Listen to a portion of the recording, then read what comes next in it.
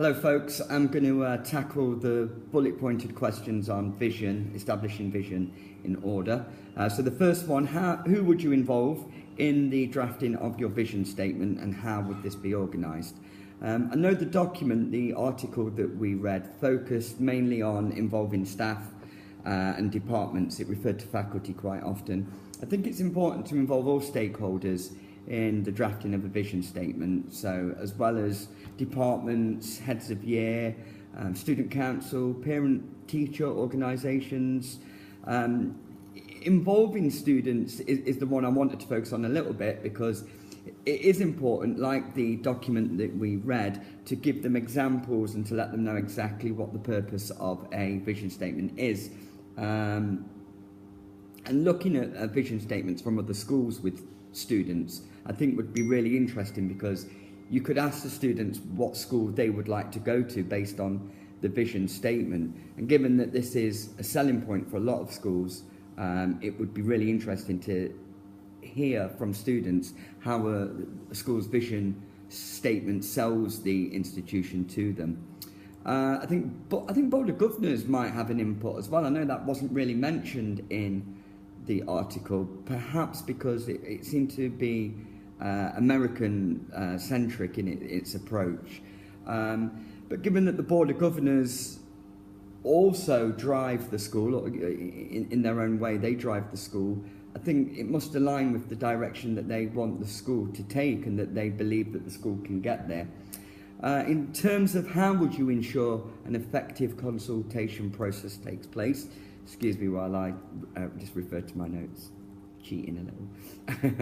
I think really it needs to be a clear consultation process, needs to be set out in terms of aims, dates, that there's adequate time for reflection, refinement, and that everybody has the time to involve all parties. I've been involved in something similar in my own job, albeit a vision statement for, not for the whole school, but for a department.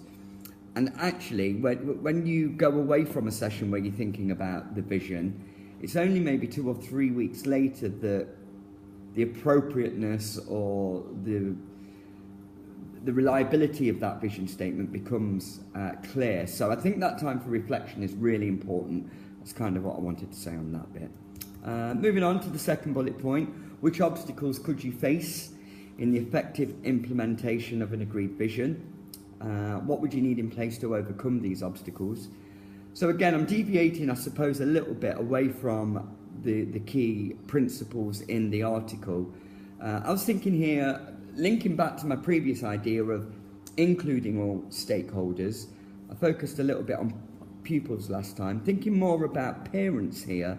They potentially could be the biggest issue in terms of consultation. Maybe I'm doing parents a bit of a disservice here, but I think when you involve parents in direction of a whole school, it's quite easy for them to get hung up in issues relating to individual children or their school experience relating to their own history or their own children.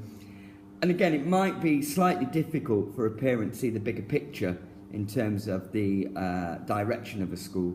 So I think there it's important to precede any consultation with clearly defined expectation and aims.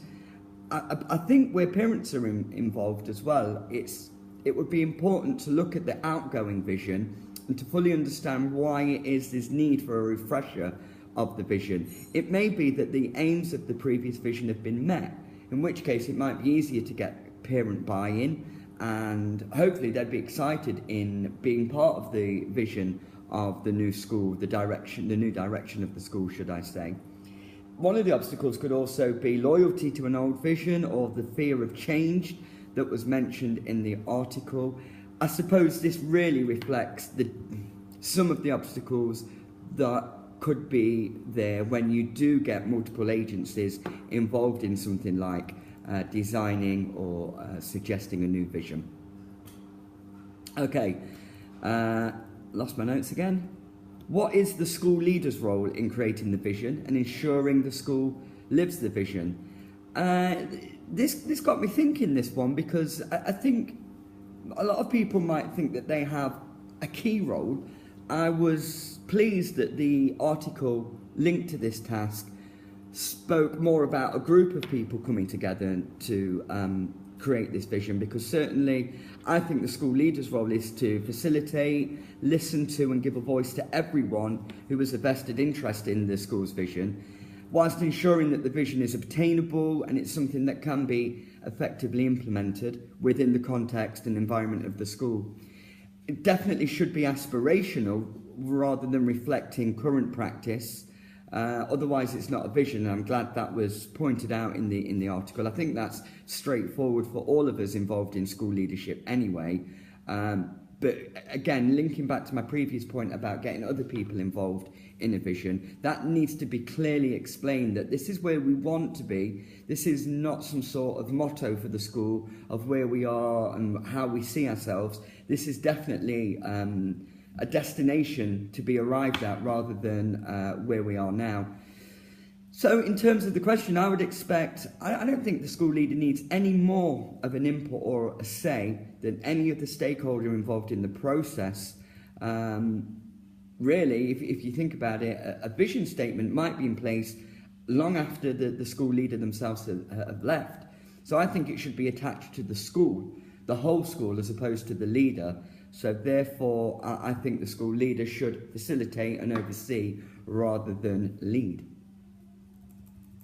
How will you know you have been successful? Well, I'm going to risk sounding a little bit corny here, I suppose, a little bit general.